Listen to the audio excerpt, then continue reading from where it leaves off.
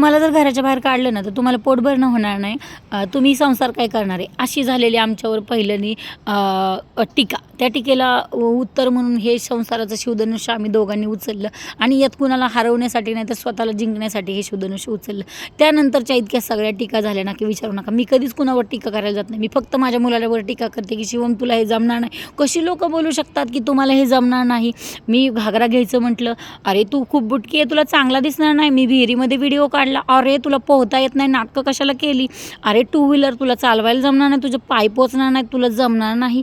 तसंच अरे टू व्हीलरला तसंच, फोर व्हीलरला तसंच, पोहण्याला तसंच, सगळ्या गोष्टीवर मात केलं. शेवटी टेलरिंग राहिली होती. तर टेलरिंगमध्ये तू नकली टेलर आहे, तुला फिनिशिंग जमणार नाही, तुला फिनिशिंग जमतच नाही. अरे कशा तुम्ही लोकांना वाईट कमेंट्स करू शकता, अशा कशा टीका करू शकतात. पण चला, या सगळ्या गोष्टींवर मी मात केलेली आहे आणि सगळ्या गोष्टींमध्ये मी परफेक्ट होण्याचा प्रयत्न करत आहे. यालाच म्हणतात निंदकाचे घर असा विषय झाली. बरोबर आहे की नाही सांगा.